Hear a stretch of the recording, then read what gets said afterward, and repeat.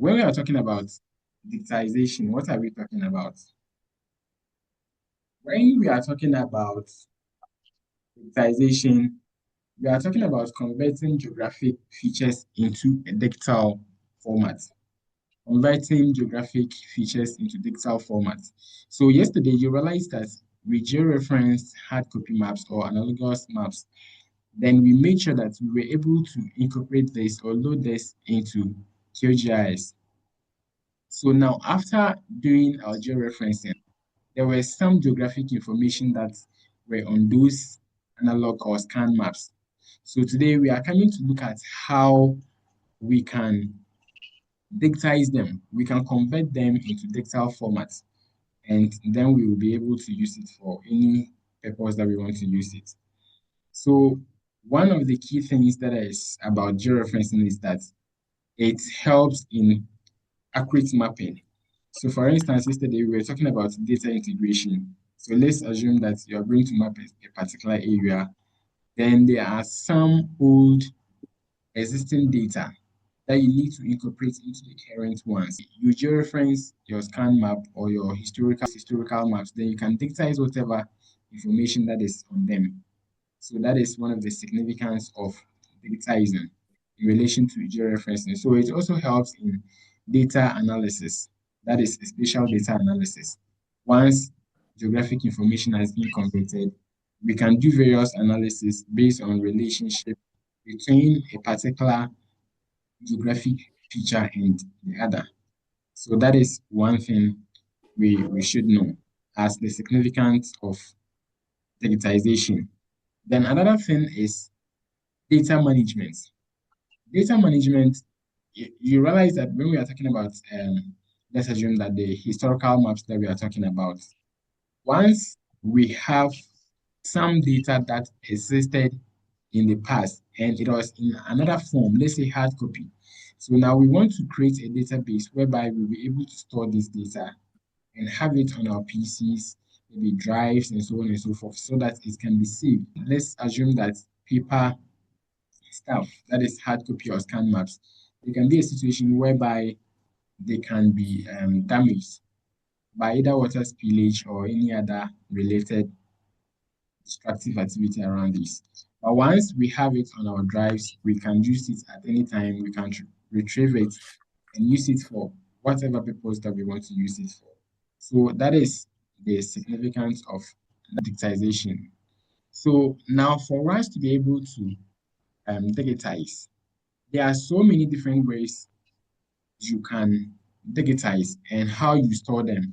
So it's either that you create individual shape files for whatever that you're going to do, then you put them on various sections. Like let's say maybe this is going to be for road infrastructure, this is going to be for water pipelines, or this is going to be residential buildings, and so on and so forth.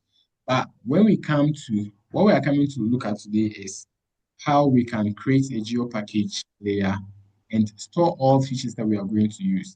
So let's assume that we are going to create some polygons that will represent maybe building footprints or maybe some housing units. Maybe it can be affordable housing units somewhere that we want to digitize.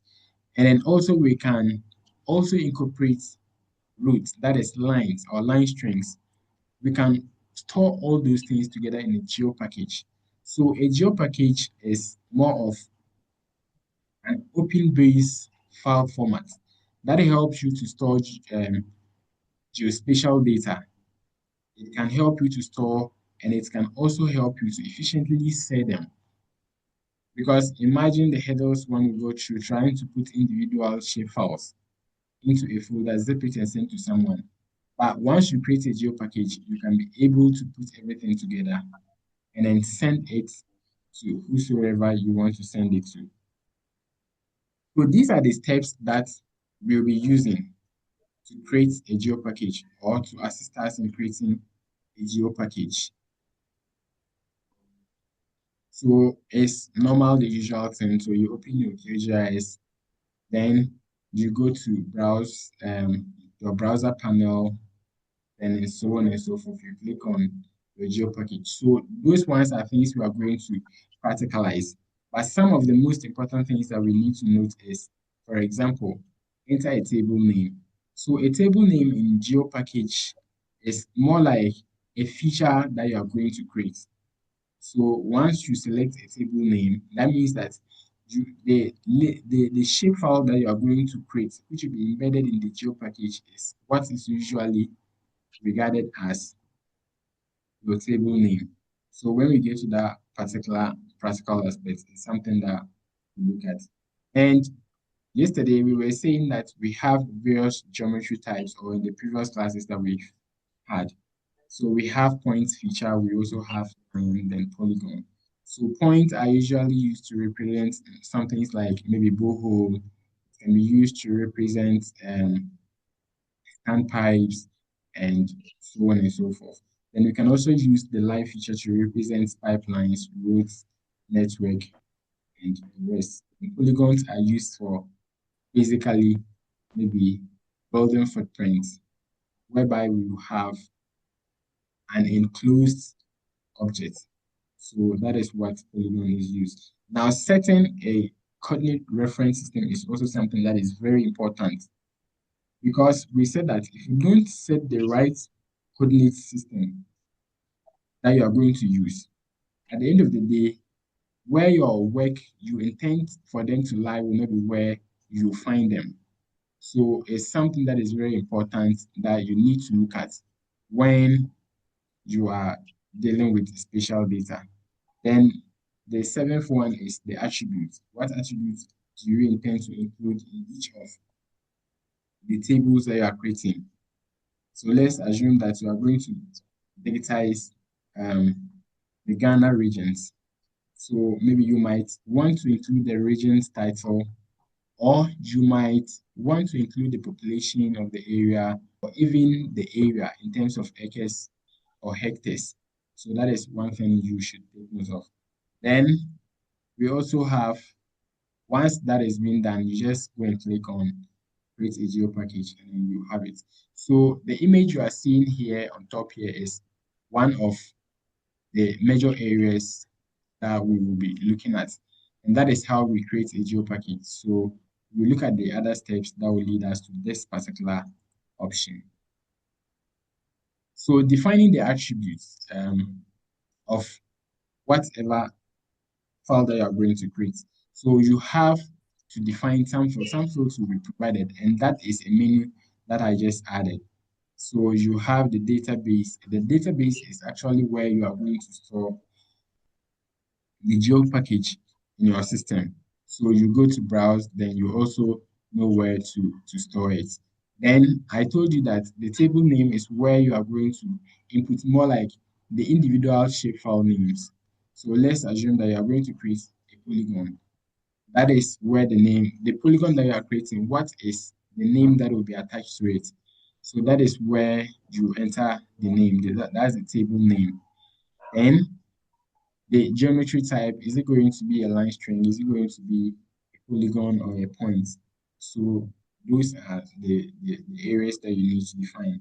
And that is also talking about just the attributes of the feature that you are going to create. So for example, if we are going to deal with regions, maybe we can have name, then we have the region name. That is when we are adding new fields. So you come to the name, you type name, then when you are creating the actual feature, then you add the region's name. Then we can also have code or ID or a unique identifier. So let's assume that we have about 16 regions in Ghana. So maybe probably the names are not displayed. Now, what is left onto you to do, or what is left in the attribute table that you can use to identify your regions, is regions code. So that is one of the things that you have to take note of. So mostly when you go to label, you realize that you have either by names or by code. So each of the regions that we have, they are having unique codes that you can use to identify them. So other things that you can add, as I was talking about, is the population area and so on and so forth. So last point is that ensure each polygon has a descriptive information. So that is very important, and that is what has been already outlined up there. So maybe including name, code ID, and so on and so forth. So that is it. So we are just not going to waste much time here. So today, what we will be looking at is to digitize the regions that are in Ghana. So we will look at how we are going to digitize some of them. And once we are able to do them, then we can replicate that for the other regions because it's not all of them that we will be able to digitize. So that is why I have inserted this particular map there. So some features that we'll be using is the snap toolbar. So this help us to align what we are digitizing. It help us to make sure that we are able to draw over a particular feature nicely, or let's say that there are some vertices endings. It helps you to snap with them so that it doesn't overlap any other digitized place. So it's able to trace and connect correctly to some vertex points that are being created.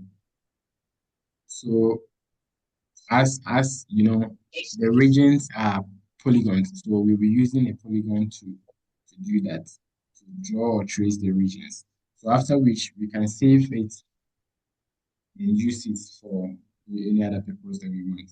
So today what we'll be looking at is the is simply what is here. So we'll create a GeoPackage, then we'll identify a particular geometry that we want to use, which is going to be polygon. And this will enhance our storage, as I was saying. So we are not going to create individual shape files for anything. Like they say, maybe the roots running through Ghana. No, we won't create individual files for them. We are going to create a GeoPackage that will hold all those things. So if you want to share them, once you just send the GeoPackage to whosoever you want to send it to, the person will have a lot of information, not just a shape file of one particular feature. So the snapping tool help us to do much of the digitizing. So that is why we are having snapping tools plus polygon line feature and so on and so forth. That will help us to get a precise digitization. So when we move to the practical aspect, I think we are going to practicalize how the snapping tool works in terms of using this polygon. So today what we are going to do is to digitize around the region's boundaries. So the 16 regions that we have in Ghana, we are going to see how we create a geo package and we will be able to digitize around some of them and see how digitizing works. Then we also look at how we are going to use some of the tools that we were talking about. So if you can see this symbol, can you see this symbol? That is enable snapping. That is an aspect of the snapping that we were talking about.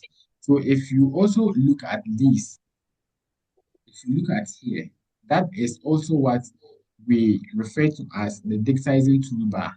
So these are going to help us to do this process, or it's going to help us to carry out the digitization process very successfully. So now let's go to our directory. So I don't know where you have saved yours. So we can go to your directory and find wherever you added it. So I have created a folder and I've labeled it digitizing. So you go to your browser and search for that. So I have a raster image here that is labeled Ghana 16 regions modified. I told you that when you see a raster image in QGIS that is stated being modified, that means that it has been georeferenced. Can you remember that? Can you remember that? So we are going to add it to our project. So we have it here. So you just go to your browser, you go to the folder in which you have stored it. Then if it is in your browser, just like mine, you just click on it. Then you add layer to project. Then you have it in your workspace as I have here. So now what we are going to do is that We are saying that this particular image has a georeference. So now what we go to do is that we are going to go to our HCM GIS where we have the base maps. So I head over to it and add the Esri National Geographic. Can you all see that? Esri National Geographic. So we are going to add that particular base map, then we can be able to work with it. So if you toggle off the georeference image, you can realize that it's actually aligning with the real world data of what? Ghana. So we are going to make sure that we check in our georeferenced map. So we see it. So now what we are going to do is that we are going to create a GeoPackage so that we can be able to digitize some of the regions to see how the digitization goes and how it works. So now I said that we'll be using the enable digitize snapping. So that is it over here. I hope you can see it. So it comes with some other features. As you can see, all layers, active layers, advanced configuration, then open snapping option. So you can see them here. So you have a number of them. You have topological editing. You have allow overlap. So this is one of the features that we'll be using very intensely because we don't want any of the regions to overlap. We don't want any of the regions to what? To overlap. So we are going to use avoid overlapping. So when we come to, after creating our GeoPackage, that is one of the things we will be checking in. So take note of that. Is that right? Now we are going to create our GeoPackage. So to create our GeoPackage, there are several ways you can do that. So you can either go to browse, then you scroll down. You see GeoPackage here. Or otherwise, you can go to layer, you can move to layer, then you go to create layer, then you also see create new GeoPackage. So create under create layer, you see new GeoPackage.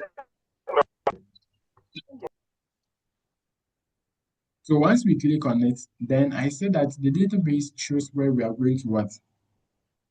Store it. So now we are going to store it on my digitizing folder. So you can also create a folder for it. So we are going to label it as Ghana regions, or maybe Ghana digitized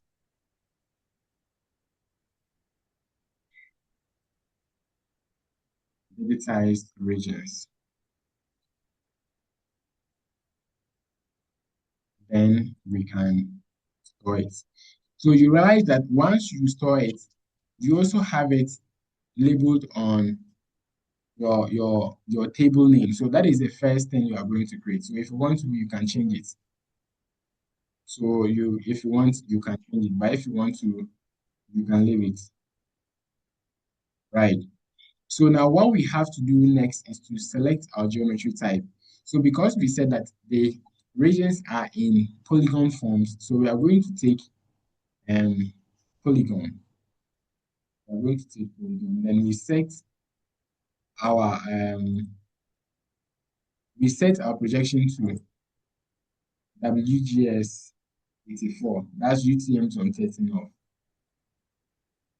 UTM zone 13 off. I think we are having only 10 minutes left.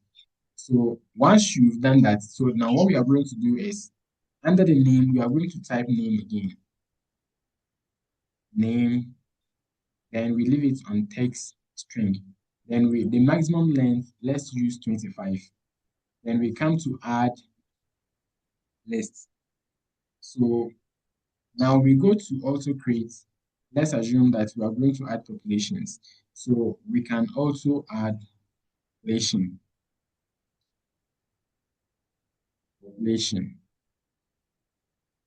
Then we are still using a maximum of 25 text. So we can add Then the next thing we can do is maybe to add, let's say that we are going to add date. Date. So once a region has been created, the population alters itself over time. It's either it reduces or it increases over time. So maybe the population shows like, let's assume that in 2025 a census was conducted. Then we are going to have another what? We are going to, yeah, a census has been conducted. So we are going to make sure that that census data has been provided so that whenever you see the region and the current population that is attached to it, you know that it was created on this particular. So under the text string, we are going to change it to date and time. No, we are going to change it to just only date. We don't need time. So once that has been done, then we add field.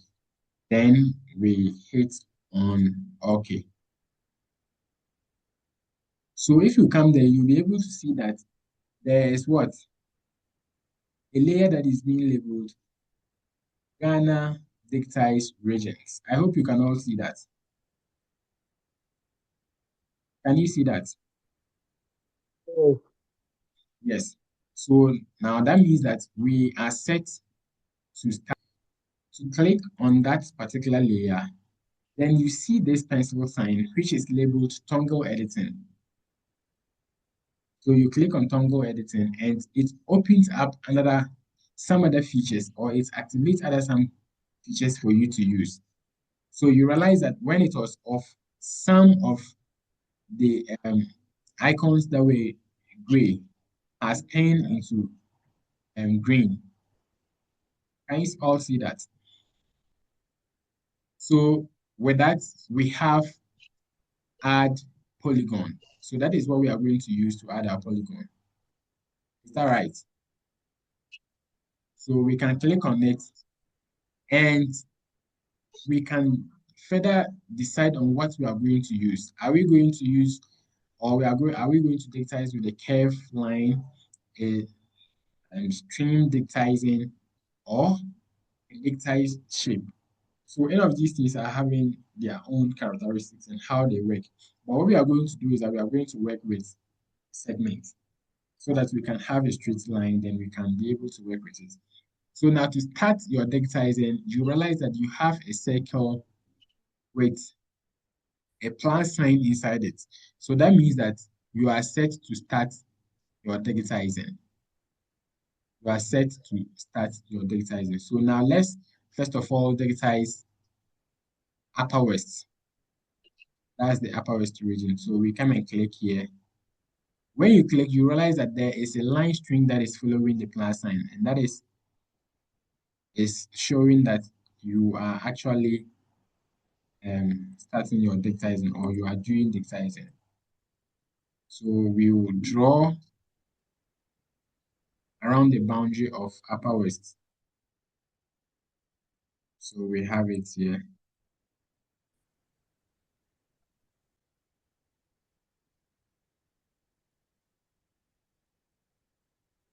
Draw along the boundary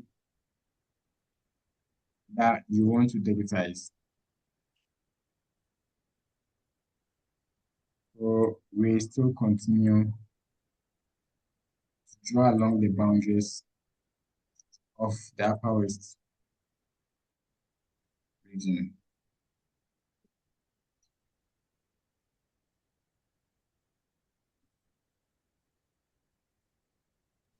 I hope you guys are following. Yes. All right, that's fine. We are done with the Upper West region. So now what we need to do is to click, and we have the attribute that we wanted to input. So you realize that when we got to add the field side, we added name, population, and what? Date. Is that right? We are still drawing. You are still drawing. Yes.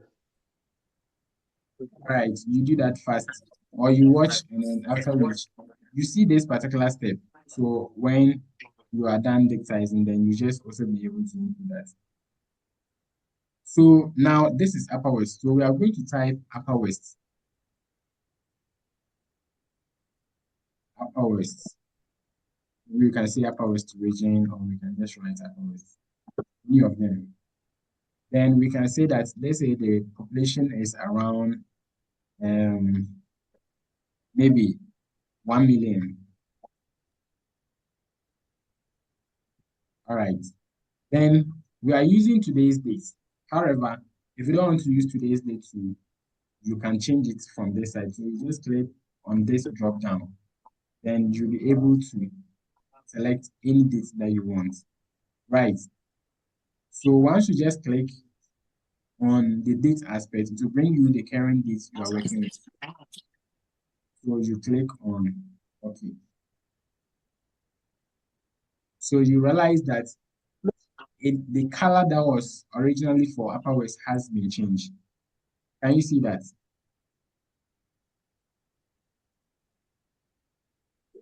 Can someone see that? Please, if you finish drawing, where do you click? You just right click. Okay. All right. Auto generate. Have you been able to see the attributes so that you input them? No. You haven't seen them. Yes, it just came auto generate.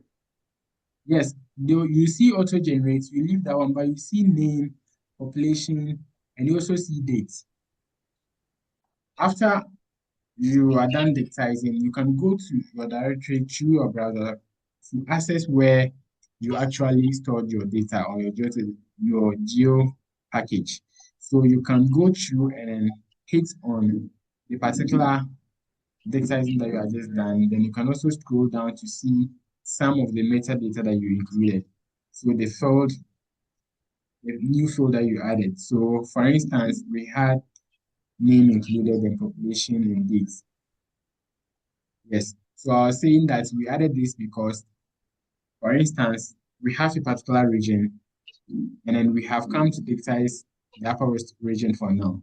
So once we are done with it, now we also created a field for population. So we are saying that because populations are always generated based on census years in Ghana.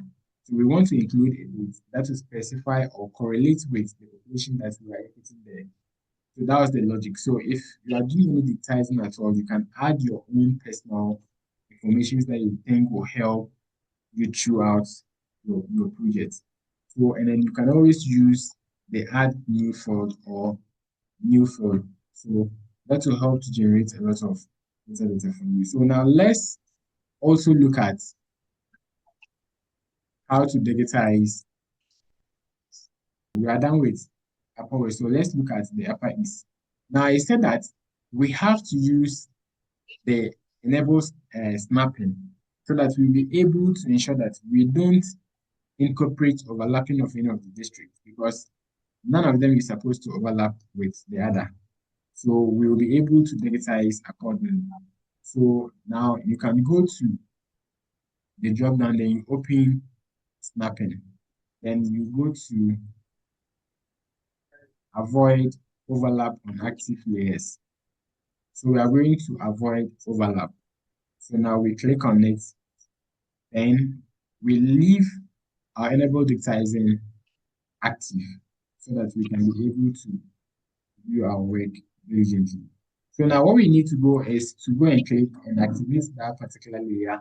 Then we go to add polygon. Then we still make sure that we are still using digitize with the segments.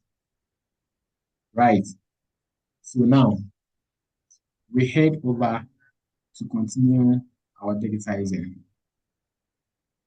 So we are now going to do for Upper East.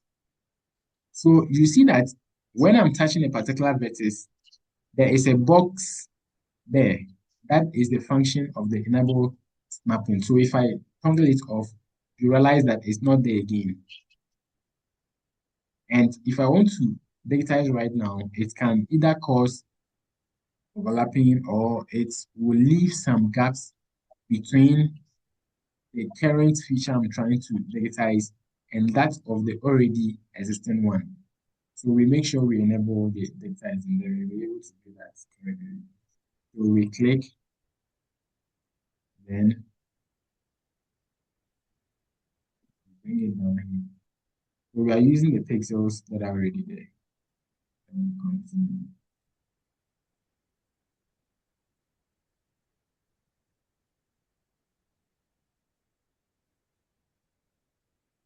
So once you meet a vertex, then the snapping will be activated. Then you can just connect them perfectly to avoid overlaps. The way you want to do editing of any digitized feature is the vertices that you are going to use to help you to digitize and to reshape the object. So once you are digitizing and then you enable your snapping tool, then when you get to any of those vertex points, then it will automatically snap to it. Okay, Yes, I get it. yes, Thank you. you're welcome. So we are done with the upper east. So you can click again, then you have your details provided. So this one we are going to type upper east region.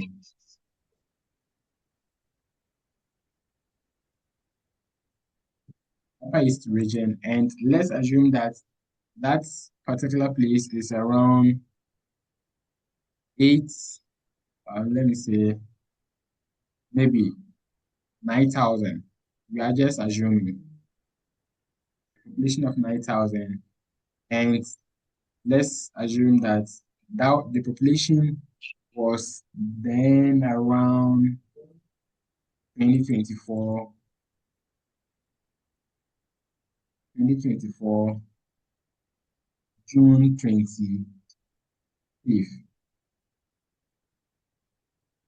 So now we go to click on OK, and you have our region being digitized as well.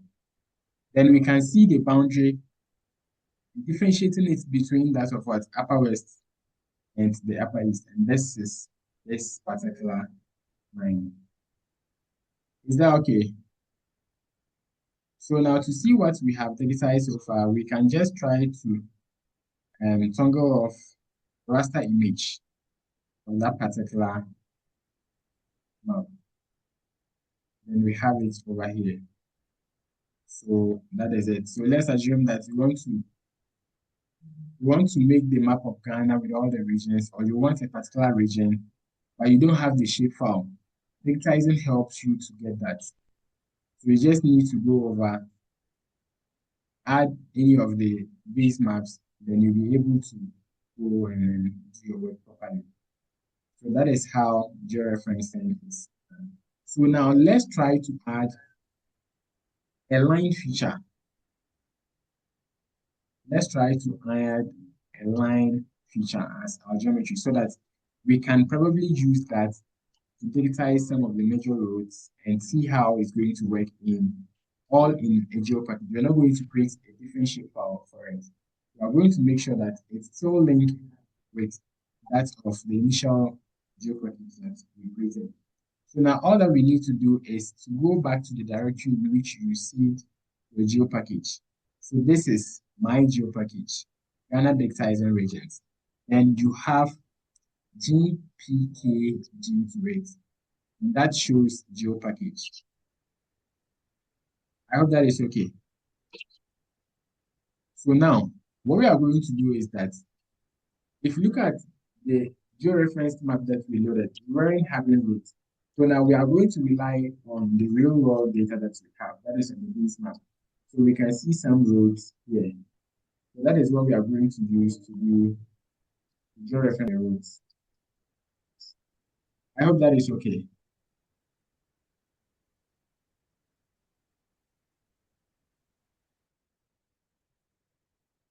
Then you click on it, then you add new table. Remember that I told you that the new table is usually more like a new feature that you are trying to incorporate.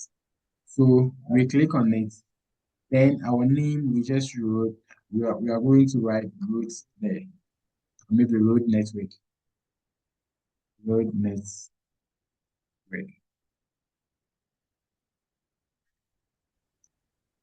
Road network. So if you want maybe some other details, this one we wouldn't be adding any detail. But if you want to add other features, so you can add it here, maybe to show the length of the road and so on and so forth. It's the same feature that we used over there.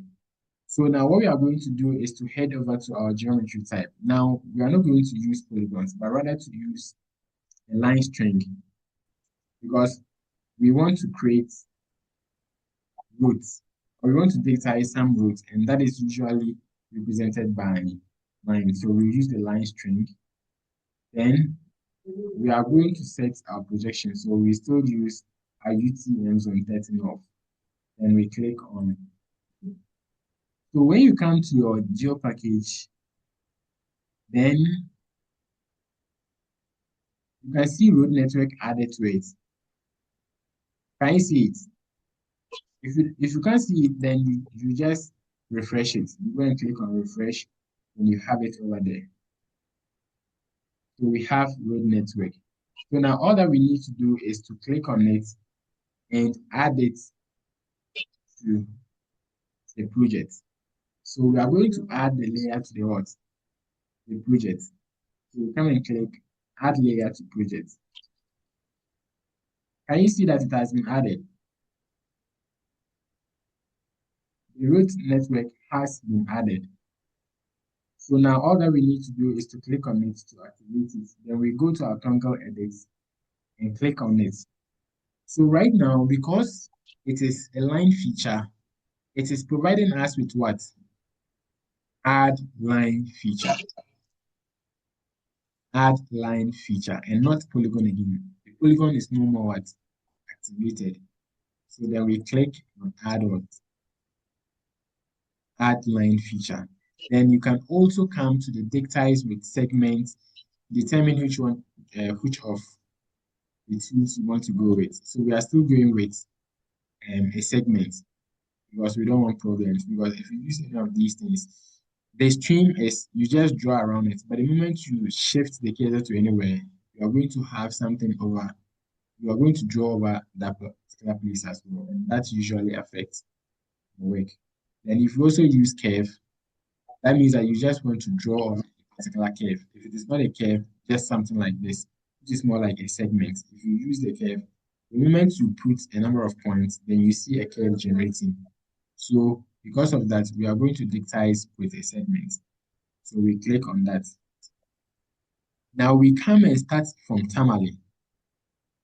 Then we start to digitize. We click here. Then we start to digitize along the road.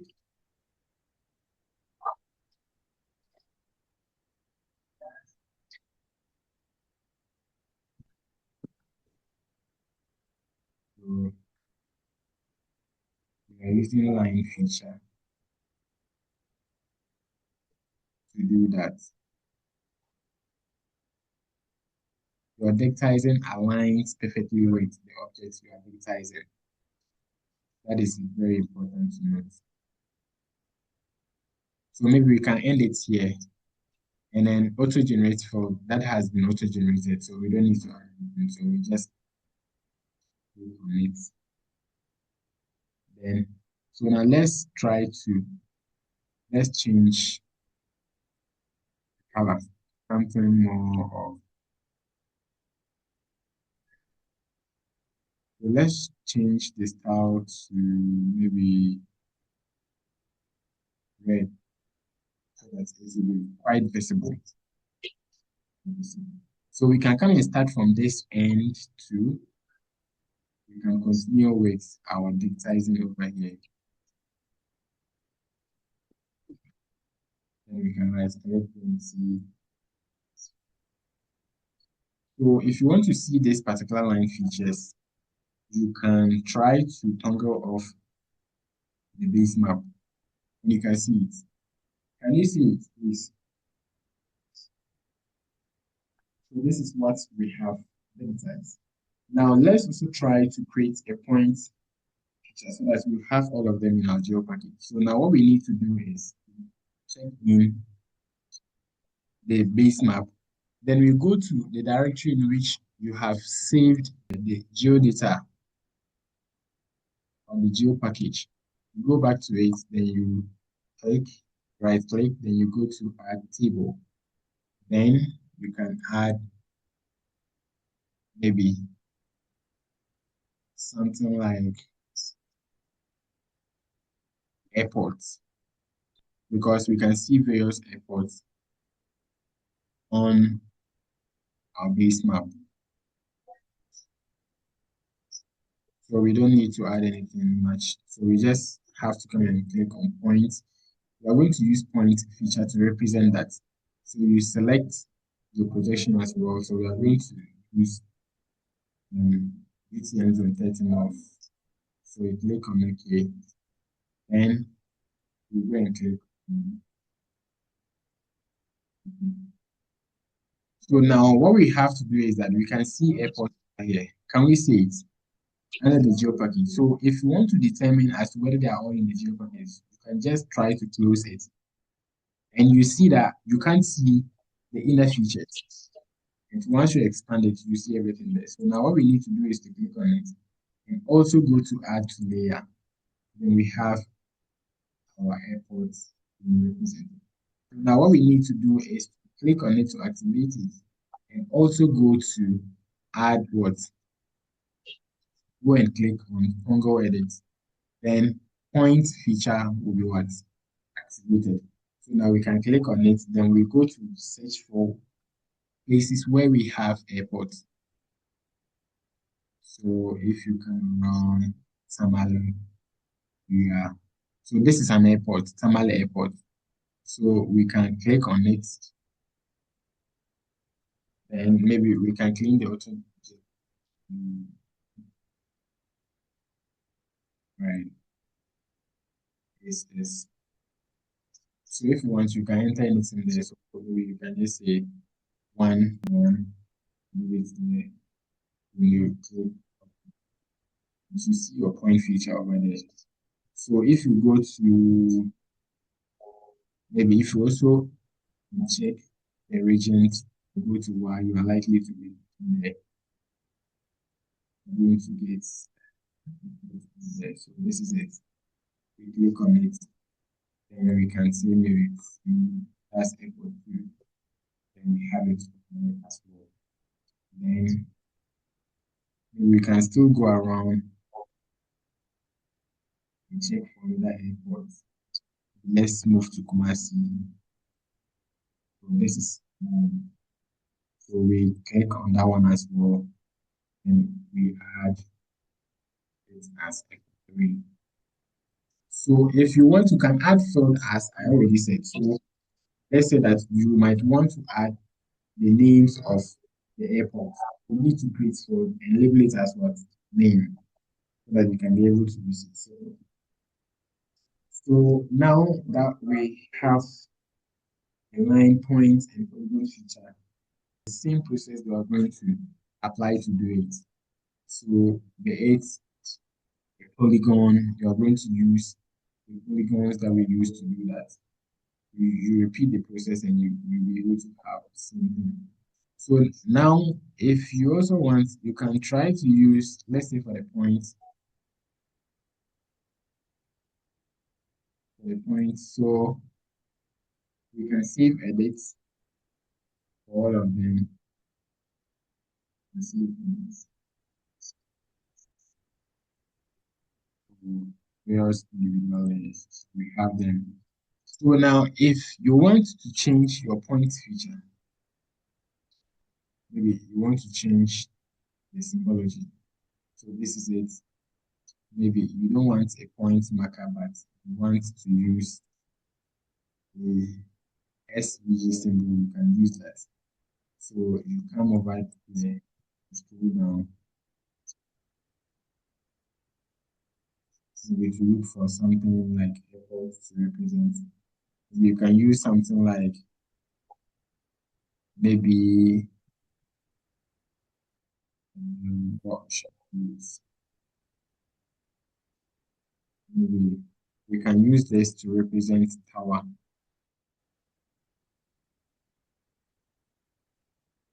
Or if you want as well, you can just search around and look for, let me see, transportation.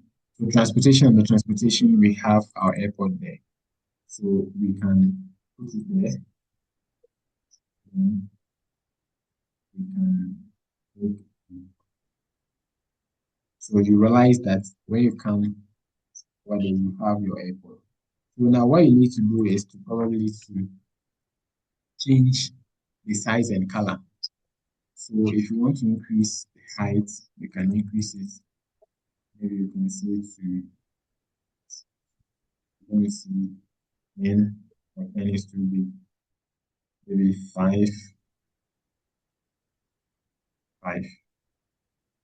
So we can change this to something like maybe green, and we can apply. I hope you can see it.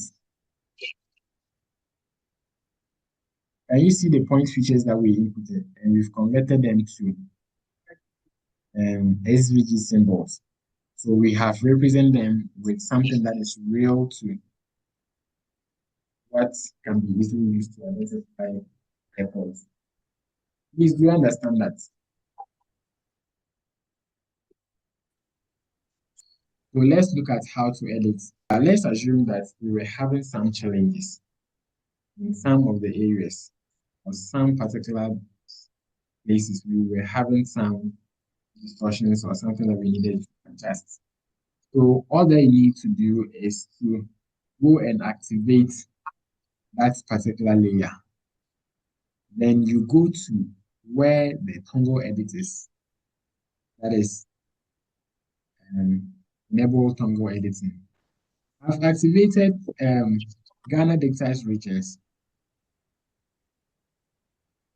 You get it? So the moment you go and click on route 2, it's still showing activate. And the Yes. moment you go to airport, activate, and you realize that the moment you click on any of them, it will definitely tell you what that particular feature is. So let's assume that I go back to the digitized regions. You see that it's showing me polygon. Now look, when I click on the road network, it's giving me line feature. You get it? Okay.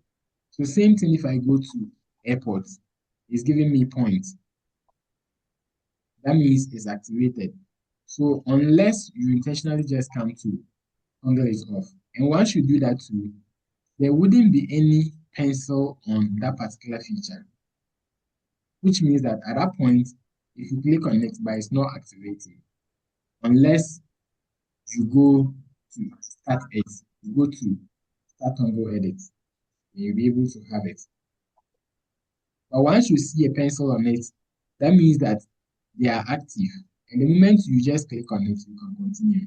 So what you should know is that when you create a feature and then you haven't, let's say that you just inputted a particular shapefile without going to toggle edit.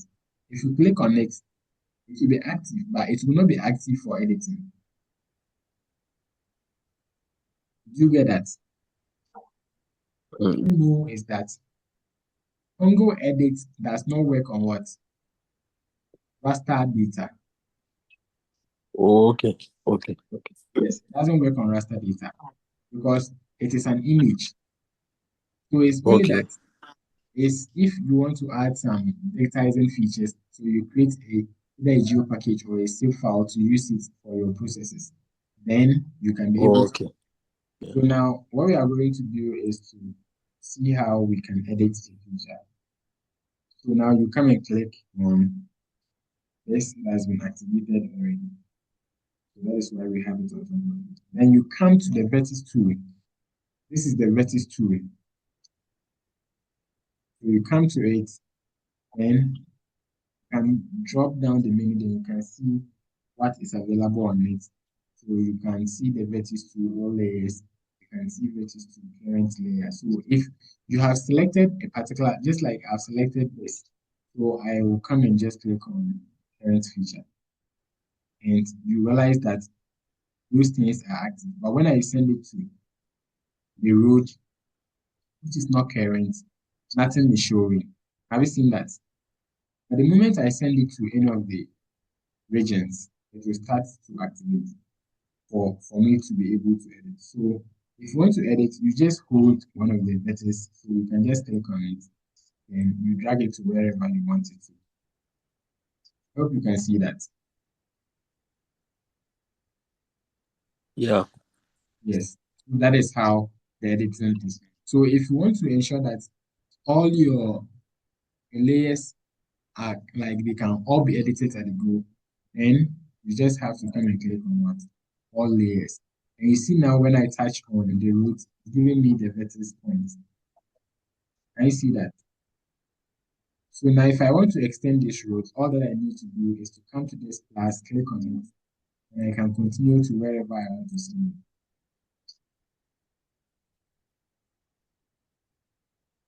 Do you get it?